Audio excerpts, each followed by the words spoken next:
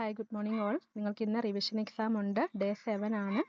എല്ലാവരും തന്നെ exam attend ചെയ്യണം. അതിനുശേഷം നിങ്ങൾ എക്സാമിൻ്റെ മാർക്ക് പ്രോഗ്രസ് കാർഡിലാണ് ആഡ് ചെയ്യേണ്ടത്. അതെങ്ങനെയാണ് ചെയ്യേണ്ടത് എന്നൊരു വീഡിയോ ആണ് കാണിക്കുന്നത്. അപ്പോൾ എല്ലാവരും തന്നെ ഇത് ശ്രദ്ധിച്ച് കണ്ട് മനസ്സിലാക്കി ചെയ്യുക. അപ്പോൾ ആദ്യം തന്നെ നിങ്ങളുടെ മിഷൻ LDC 2027 B06 എന്ന ഗ്രൂപ്പ് എടുക്കുക. അതിൻ്റെ ടൈറ്റിൽ ടച്ച് ചെയ്യുക. അപ്പോൾ പ്രോഗ്രസ് കാർഡും അതിൻ്റെ ലിങ്കും കാണാം.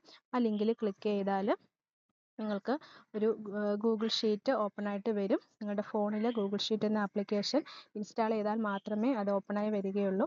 അതിൽ നിങ്ങളുടെ പേരുണ്ട്, വാട്സാപ്പ് മൊബൈൽ നമ്പർ ഉണ്ട്. തൊട്ടടുത്ത കോളത്തിൽ റിവിഷൻ ഡേ 7 എന്ന് എഴുതിയിരിക്കുന്ന കോളം ഉണ്ട്.